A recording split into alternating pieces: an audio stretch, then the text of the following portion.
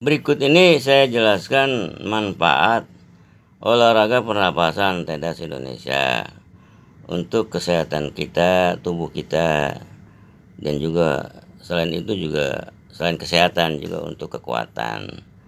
Kita bisa membela diri, mempertahankan diri kita, bahkan menyerang lawan itu dengan power yang diperoleh dari latihan ini.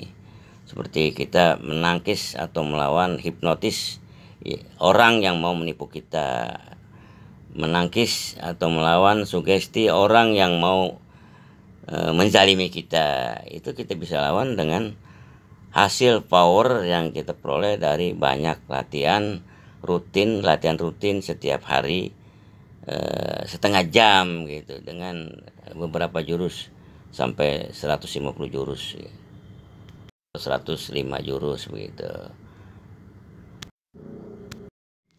Assalamualaikum warahmatullahi wabarakatuh. Alhamdulillah wassalatu wassalamu ala rasulillah wa ala alihi wa sahbihi ajmain wa ba'du. Untuk kesekian kalinya saya kabarkan, saya informasikan, ya anggap saja atau saya pribadi menilai ini waktu-waktu di penghujung gitu. Karena usia saya umur 70 gitu. Jadi masih ada sisa gitu. Yang namanya sisa itu sedikit. Rasulullah usianya 63 tahun gitu. Secara logika, secara teori, kalau beliau tidak terkena racun yang sangat racun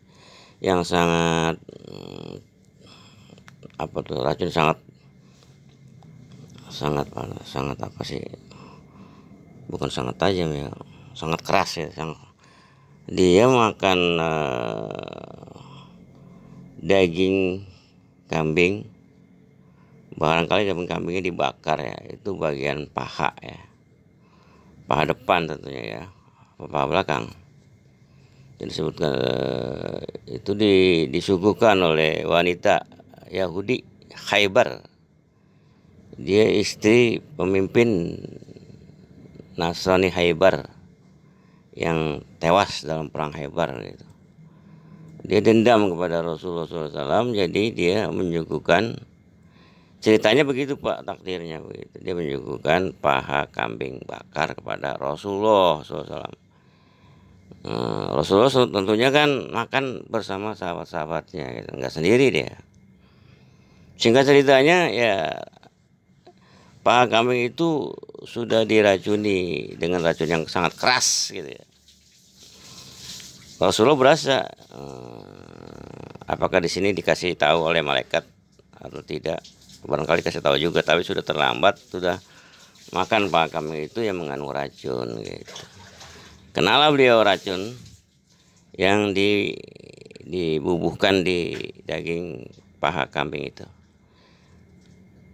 Dan sangka ceritanya lagi, salah satu sahabatnya itu meninggal gitu dari racun ini.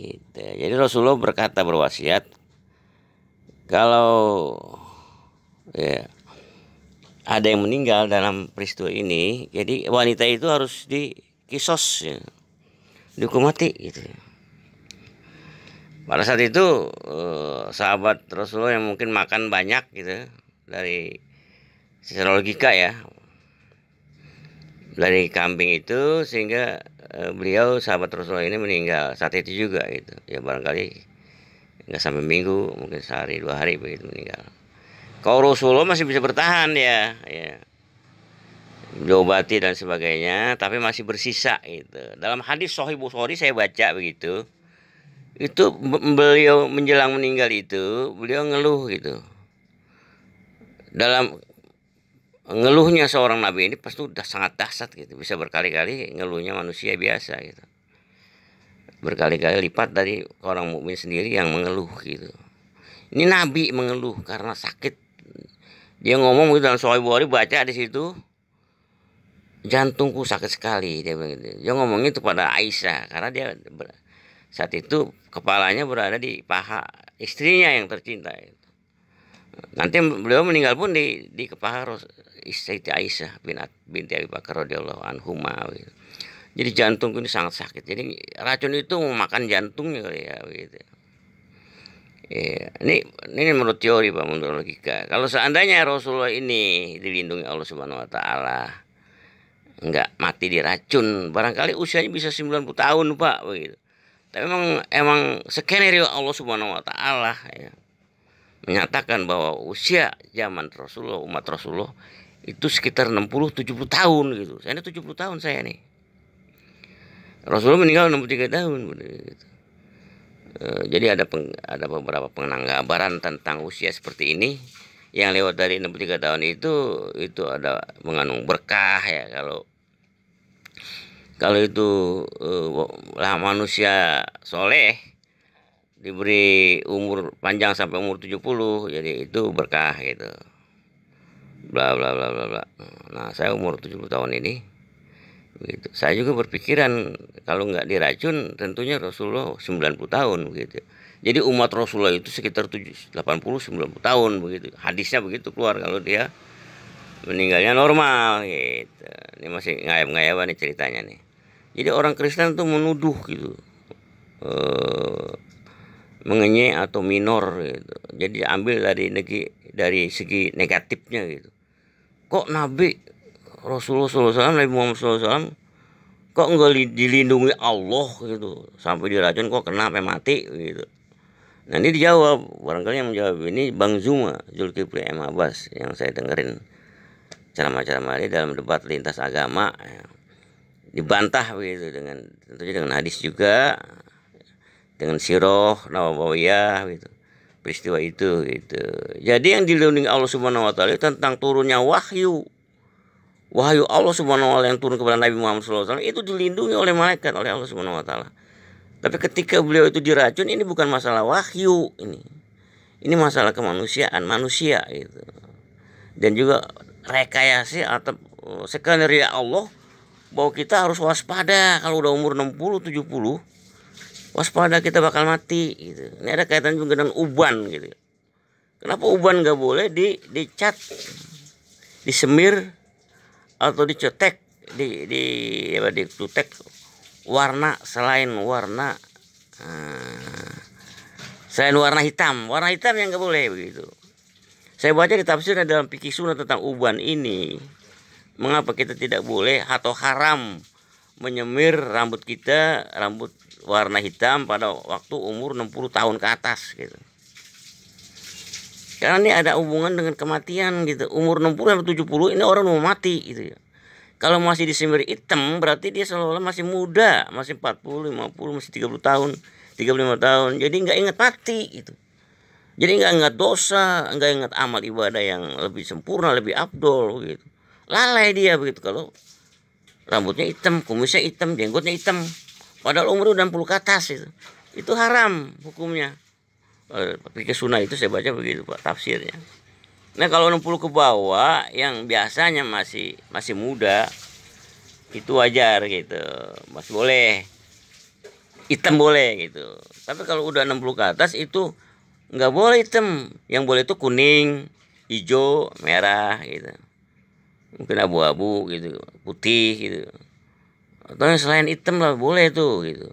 Ini ada hukum, jadi dia dalam Islam ada Pak begitu. Jadi kalau ada orang umur 77 tahun ya, lebih tua dari saya, lebih ringkih dari saya badannya begitu, walaupun jodohnya tedas, tapi dia masih semir rambutnya semir atau cutek hitam, kumisnya hitam juga. Itu salah beliau itu Pak, seolah-olah lupa mati ini kalau begitu Pak. Putihin coba, kalau putih kan seolah-olah itu ya alamat mau mati. Alamat mau mati kan gigi ompong ya, badan lemah, rambut dan semua rambut yang ada di badan kita ini ya putih gitu. Apalagi pendengaran kurang, penglihatan kurang, semakin banyak yang kurang, itu alamat mau mati gitu. Jadi kalau alamat mati ini dihilangkan seolah-olah dia nggak tahu gitu ya, dia nggak bersiap-siap. Kan kata Rasulullah, orang yang cerdas itu adalah orang yang mempersiapkan persediaannya untuk kematiannya gitu. Amal ibadahnya, yang dulunya suka marah-marah jadi menghilangkan marahnya, banyak minta maaf, banyak istighfar kepada Allah Subhanahu wa taala, dan beramal ibadah yang lebih abdul lagi begitu. Sholat malam itu emang harus 11 gitu. Jangan cuma 2, cuma 4, itu nggak abdol gitu. Itu diperbaiki gitu. Kalau udah umur 40 ke atas itu harus bayang malam gitu, walaupun bukan wajib. Tapi harus orang mukmin itu umur 40 ke atas harus mengamalkan sholat malam yang 11 rakaat itu. Memang ada Ustaz bilang kan 2 rakaat aja begitu. Ya iya, tapi nggak abdul itu kalau menurut akal begitu. Tapi emang ada hadisnya begitu. 11 kok. Rasulullah tuh nggak pernah 2 rakaat itu. Sholat malamnya itu nggak pernah saya dapatkan dalam buku itu selama hidupnya. Kalau sholat malam itu 2 rakaat, 4 rakaat, bukan 11 rakaat. Itu pun sangat panjang, sangat bagus begitu. Sholat malamnya itu 8 rakaat sekaligus gitu, dengan 1 kali tahiyat terakhir gitu. Tapi bagusnya bukan main, kata Aisyah begitu. Sanggup nggak kita begitu? Itu yang abdul, Pak. Ini kembali kepada umur tadi tuh saya mau ceritain. Nah sekarang saya umur 70 tahun. Ini saya cerita lagi tentang TEDAS Indonesia nih. Barangkali ini yang terakhir gitu. Tolong didengarkan oleh seluruh Indonesia, khususnya orang muslim. Saya ngerasain gitu. Umur 30 tahun saya, umur 37 tahun saya ringkih gitu, Pak. Itu ilham turun tuh, kata-kataku turun pada waktu saya berada di Poncol gitu. Bintaro, di pinggir jalan kereta api gitu. Saya jualan koran, umur saya 37 tahun itu. Saya pakai sepeda. Ngomong saya dalam hati itu, ya Allah, saya nggak bisa kembali ke Urujami. Tuh kan jauhnya 2 kilometer doang itu, Pak. Itu ngomongnya begitu tuh, ilhamnya begitu. Inspirasi begitu. Wahyu yang turun pada saya itu begitu. Kalau manusia kan bukan wahyu namanya, inspirasi, ilham ya. Detikan hati ya. Bisikan begitu. Allah ngasih tahu gitu. Ya Allah, saya kok kayaknya nggak bisa balik ya. Ulu Jami ini nggak kuat begitu. Walaupun saya pakai sepeda BMX saat itu. Itu umur 37 tahun, masih muda sekali, Pak. Anak saya masih balita dua-duanya. Barangkali satu 3 tahun, yang satu 2 tahun gitu. Saya masih sangat muda tuh 37 tahun. Tapi kenapa saya ngomong begitu? Seolah-olah saya nggak sanggup pulang ke Ulu Jami yang 2 kilometer itu gitu. Kenapa tuh? Ini kan sejarah, Pak. Singkat cerita, setelah saya belajar TEDAS Indonesia, nggak ringkih lagi tuh. Umur 70 tahun aja, ini saya nggak merasa, nggak kuat itu kalau pulang dari Poncol Bintaro ke Ulu Jami pakai sepeda. Saya jalan kaki aja kuat, Pak. Kemarin itu bisa puluhan kilometer tuh jalan kaki saya tuh. Pulang dari Ceger itu. Ya. Nggak sampai dari puluhan kilometer, itu masih 10 kilometer. Terus saya jalan kaki kuat, Pak. Itu saya telah latihan TEDAS Indonesia. Pada waktu 10-12 tahun yang lalu atau 13 tahun lalu, ada anak muda dari Depok, Pak. Dia bilang udah umur 27 atau 30 tahun gitu. Dia udah menikah. Dia lagi nganggur. Dia kan bagian guru, minta pekerjaan gitu. Dia membaca tentang TEDAS Indonesia di koran mingguan yang udah lama gitu, yang sempat saya kerja. Saya nulis masalah TEDAS itu. Dia bilang ini ada olahraga bagus. Dia samperin saya, Pak. Ketemu saya. Kemudian saya suruh jalanin 1 jurus pertama begitu, Pak. Udah selesai. Kemudian saya suruh ulang lagi gitu. Lama dia nggak mau. Kemudian dia ngomong, Pak. Bapak tadi waktu nyuruh saya jalan jurus 1, itu saya hampir pingsan, Pak. Berat gitu. Nggak kuat dia gitu. Jadi nggak bisa ngulang lagi yang kedua gitu, Pak. Walaupun yang jurus pertama begitu. Begitu dahsyatnya itu. Padahal dia umur 27 atau 30 tahun, Pak. Masih muda. Baru nikah gitu. Dari Depok dia datang ke Ulu Jami sini, Pak. Nah itu pada waktu saya umur 37 tahun saya belajar TEDAS, Pak. Ya kira-kira beberapa bulan saya belajar. Saya nggak mengeluh lagi bahwa saya ringkih gitu. Nggak ada lagi tuh penyakit langganan setiap tahun. Harus panas, demam, pilek. Sampai nggak bisa kerja 3 hari gitu. Nggak ada tuh, hilang semuanya, Pak. Karena saya latihan olahraga pernapasan TEDAS Indonesia ini begitu. Begitu ceritanya, Pak. Assalamualaikum warahmatullahi wabarakatuh. Maksud saya apa, Pak? Supaya orang Indonesia itu sadar gitu, belajar gitu. Bukan poli, ya. Bukan sepak bola ya. Bukan apapun begitu. Tapi ini tedas Indonesia cuma olahraga napas gitu, nggak pakai puasa, nggak pakai baca-bacaan, cuman Bismillahirrahmanirrahim pertama kali. Dan akhirnya alhamdulillahirabbil alamin, seperti kita makan bekerja itu kan selalu mengucapkan itu gitu. Nggak ada tuh zikir-zikiran begitu. Imam Maliki sebagai penemu tedas Indonesia ini, saya bertanya gitu, bagaimana Ustadz kalau ada orang tedas gitu, kemudian dia baca-bacaan lain gitu, dia amal-amalan lain gitu, itu dijawab oleh suhu atau Ustadz Imam Maliki ini, Rahmat, kalau orang tedas gitu masih baca-bacaan begitu, dia nggak yakin dengan tedas Indonesia ini gitu. Kemudian berkata juga suatu saat bahwa orang-orang di luar Islam itu apa, Buddha, Hindu, Kristen dan sebagainya, atau ateis sekalipun begitu, bisa lebih hebat tedasnya daripada kita orang mukmin gitu. Semua orang-orang non Islam itu kan dunia dia. Kalau belajar benar-benar latihan gitu, bisa kita main belajar atau latihan setengah jam atau 15 menit per hari, mereka tuh bisa 2 jam, 3 jam, 4 jam gitu. Jadi lebih hebat tedasnya. Ada dokter Kristen itu belajar tedas ini gitu. Di samping dia ahli medis, dia juga belajar olahraga napas untuk pengobatan gitu. Di dalam Islam itu bukan hanya doa dari Rasul, dari Allah Subhanahu wa taala lewat Quran dan Sunnah, dan juga bukan hanya lewat medis gitu. Lewat ini olahraga pernapasan tenaga dalam tedas Indonesia ini gitu. Itu kan secara ilmiah di tubuh kita ini ada miliaran sel tubuh gitu. Baik bayi maupun aki-aki itu miliaran sel tubuhnya, itu yang kita bangkitkan, kita aktifkan, kita sehatkan, kita hidupkan, kita bangunkan itu miliaran tubuh yang ada dalam kita ini, sehingga mereka itu aktif semuanya, berfungsi semuanya, sehingga badan kita ini sehat begitu, tidak ringkih lagi begitu. Itu tujuan daripada latihan pernapasan ini. Memang disiplinnya keras, setiap hari harus kita latihan, daripada jarang-jarang gitu, misalnya 1 jam jarang-jarang atau setengah jam jarang-jarang gitu, enggak sebulan sekali misalnya.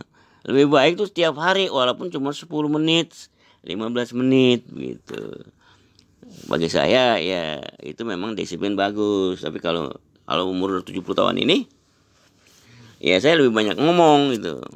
Kalau itu udah lewat, pada umur saya 37 sampai umur 45 tahun, itu 7 tahun berterus-terus setiap hari saya latihan gitu. Tiap harinya saya latihan sendiri, kemudian seminggu sekali ketemu sama teman-teman peserta tedas Indonesia, dan di situ ada pembantingan bukan dibanting begitu Pak. Kita berdiri belakang tembok kira-kira semeter gitu jauhnya atau 2 meter gitu. Itu dibanting oleh guru atau pelatih dari jarak jauh tanpa menyentuh Pak begitu. Itu dalam rangka apa? Pemadatan gitu. Hasil latihan-latihan kita sehari-hari itu dipadatkan gitu, di kualitasnya ditingkatkan gitu. Itu secara akal begitu Pak begitu. Itu 7 tahun saya begitu gitu. Sehingga umur saya 70 tahun ini saya nggak ringkih gitu. Walaupun saya pernah juga punya sakit, itu kan hanya ujian, musibah namanya itu Pak. Siapa sih yang nggak pernah sakit begitu? Rasulullah juga sakit begitu kan. Apalagi kita manusia biasa. Maksud saya apa? Rasulullah itu 40 kali lipat manusia normal begitu. Kalau itu kelebihan diberikan oleh Allah Subhanahu wa taala begitu. Walaupun sehari-harinya tetap normal, tetap standar gitu. Tapi 40 kali lipat kita. Kemudian kalau kita kagak sakit ya kita melebihi nabi dong kalau begitu ya. Ya tetap orang tedas itu juga sakit ya. Tapi itu sebagai ujian, sebagai musibah aja. Tapi saya tidak rinci lagi. Umur 70 tahun ini nggak ngerasain seperti umur saya 37 tahun, nggak sanggup pulang dari Bintaro yang 2 km ke Ulu Jami dengan naik BMX, sepeda BMX. Saya nggak ada istilah itu. Yang penting makan, minum, istirahat, berak, kencing, jangan ditahan-tahan semuanya. Waktu lapar makan, waktu haus minum, waktu pengen kencing jangan ditahan, kencing, waktu pengen berak, jangan ditahan-tahan ya, itu yang penting. Artinya kita kemana-mana naik sepeda maupun naik motor, naik mobil, sekalipun kita bawa sendiri begitu, kita sanggup, kita tidak akan mengeluh, tidak ada keluhan lagi gitu, tidak merasa capek maksudnya gitu. Tapi kalau belum belajar tedas, saya ini pribadi Pak, saya ngalamin begitu. Sebelum saya belajar olahraga napas ini, saya selalu capek gitu. Misalnya 2 km jualan koran, naik sepeda begitu, atau 3 km 4 km, itu ngeluh Pak, capek itu. Menaruh sepeda saya pulang, itu keluhan saya itu capek itu. Tapi setelah saya belajar cerdas, kemana saja ya saya bawa mobil, kayak misal saya bisa bawa mobil sendiri, bawa motor ya, atau jalan kaki atau naik sepeda berapa puluh kilometer pun pulang-pulang tuh, atau dimanapun saya nggak pernah merasa capek itu. Yang penting tadi istirahat, ada ya, makan, kalau lagi lapar makan gitu, jangan ditunda-tunda ya, kalau lagi haus ya minum, jangan ditunda-tunda. Kalau kepengen kencing jangan ditahan gitu, kencing aja gitu, perluin waktu. Pengen berak ya berak gitu, ya udah aman, kemana aja kita nggak berasa ngeluh capek gitu. Dibandingkan saya sebelum latihan Pak, umur 37 ke bawah aja, setiap saya kemana-mana saya ngeluh capek gitu. Sampai terdetik ya Allah saya nggak sanggup pulang dari Poncol Bintaro di pinggir jalan raya, bukan di pinggir rel kereta api ini, pulang ke Ulu Jami. Ini kan wahyu, kalau Anabi itu wahyu, kalau kita namanya ilham, isyarat, inspirasi. Jadi ada pikiran seperti itu, jadi jalan keluarnya itu dikasih lagi sama Allah. Ya belajar tedas tadi itu ya, dilala saya ketemu penemu olahraga pernapasan tedas Indonesia itu. Terus dibimbing Allah lagi supaya saya belajar. Kenapa? Karena wartawan. Saya nggak cukup dengan katanya gitu. Walaupun ini penemu tedas ngomong begini begitu tentang tedas, saya pengen buktiin gitu. Saya pengen ngerasain gitu. Jadi saya latihan gitu. Jurus 1 sampai jurus 3 gitu. Terus 1 sampai selesai 105 jurus gitu. Di situ ada jurus inti, ada jurus pamungkas gitu. Sekarang aja tahun yang lalu saya tanya oleh ketua umum Tedas yang baru, itu jurusnya udah 135 kalau nggak salah ya, bukan 105 atau 110 gitu atau 115. Sekarang udah 135 atau barangkali udah 175. Saya ngomongnya sama Suhu Imam Maliki saat itu, ini jurus bisa 300 jurus gitu ya. Ini bisa 300 jurus gitu. Ini baru 175, berarti kan tinggal separuhnya lagi gitu, sampai dunia kiamat begitu. Itu aja dulu yang bisa sampaikan, semoga ini bisa dipahami. Jadi kalau mau daftar itu di sana Pak, bukan ke saya di Ulu Jami ya, di pusat. Sekretariatnya Jalan Tidore, Jalan Sumatera Raya, Kelurahan Jombang Pak. Dikenal juga sana Jombang Keramat namanya ya. Kelurahan Jombang, Kecamatan Ciputat, Kota Tangerang Selatan. Belajar di sana lah Pak. Ngisi formulir ya. Daftar berapa gitu. Per bulan iurannya berapa, dapat kartu anggota di sana. Nanti dapat trainingnya, kaosnya juga gitu dengan merek Tedas Indonesia. Belajar Pak. Jadi orang-orang yang ringkih gitu, seperti saya itu, belajar seperti ini. Jadi ntar pilek, ntar flu, itu kan ada hal yang kagak beres gitu. Dia harus belajar gitu. Ini nggak syirik Pak, nggak ada urusan dengan jin. Kalau dengan jin itu ada syarat-syarat, ada sesajiannya, ada mantranya, ada syarat-syarat macam-macam dah begitu. Dan jin emang ada jinnya gitu. Kalau kita nggak ada jinnya Pak, cuma membangkitkan miliaran sel tubuh lewat olahraga napas begitu. Memang nggak kelihatan, itu bukan identik jin Pak. Nyawa kita, akal kita tuh nggak kelihatan, angin nggak kelihatan Pak, itu bukan jin gitu. Begitu latihan olahraga napas ini itu nggak kelihatan ini efeknya, tapi dirasakan ada dia. Tapi bukan berarti identik dengan jin. Jin justru kalah semuanya. Pernah saya beberapa kali dengan orang yang ilmunya jin itu, dia pada menjerit Pak. Saya tahunya dia ngomong gitu, saya sakit bla bla bla. Nah itu berarti ada jinnya di situ di badannya. Jadi